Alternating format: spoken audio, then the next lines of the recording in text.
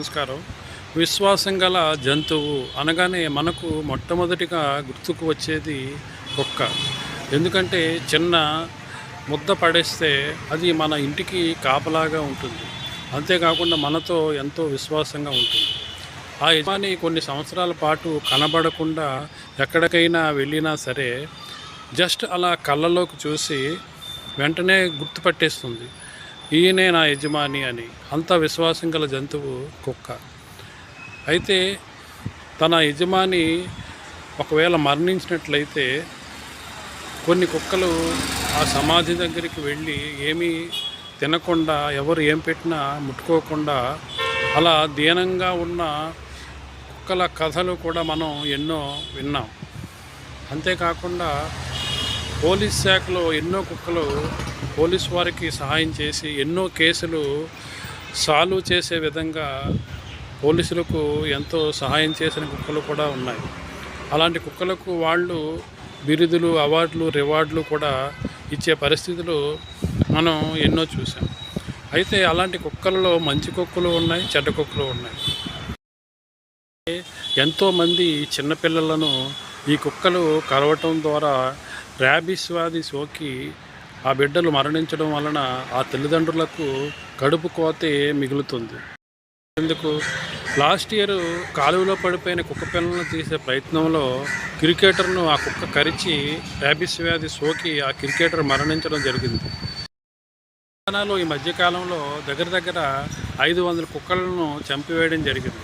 దానిపై రేణు దేశాయ్ గారు స్పందిస్తూ రోజుకు వేలల్లో యాక్సిడెంట్లు అవుతున్నాయి, అలాగని హీరో హోండా కంపెనీని ముయించలేం కదా, అలాగే ఎన్నో ఆవులను చంపేస్తున్నారు, వారిపై కేసులు వేసి అందరినీ జైలులో పెట్టలేం కదా అని గట్టిగానే విలేకరుల సమావేశంలో ఆవిడ స్పందించారు. అయితే కుక్కలు ఎక్కువగా కరిచి ప్రజలు బాగా ఇబ్బందులు పడుతున్నారని సుప్రీంకోర్టు ఈ మధ్యకాలంలో స్పష్టమైన ఆదేశాలను జారీ చేసింది. కుక్కలకు వ్యాక్సినేషన్ ఇచ్చి అవి కరిచిన ర్యాబీస్ వ్యాధి సోకకుండా చేసే విధంగా, అలాగే సంతానోత్పత్తి కలగకుండా ఏవైనా ప్రత్యామ్నాయ మార్గాలను ఎంచి కుక్కలకు వేరే దగ్గర దూరంగా షెల్టర్ని ఏర్పాటు చేయాలని సుప్రీంకోర్టు స్పష్టంగా ఆదేశాలు జారీ చేసింది. అయితే ప్రతి సమస్యకు చంపేయడం అన్నది పరిష్కారం కాదు. పట్టణాలలో మున్సిపాలిటీలు ఉన్నాయి, అలాగే పల్లెటూరులలో పంచాయతీలు ఉన్నాయి. అయితే పట్టణాల్లో ఎక్కడైతే కుక్కలు ఎక్కువగా ఉంటాయో వాళ్ళు మున్సిపాలిటీలకు సమాచారం అందించగానే వాళ్ళు వచ్చి ఆ కుక్కలను తీసుకుని వెళ్ళి వాటి షెల్టర్లలో వదిలేస్తున్నారు.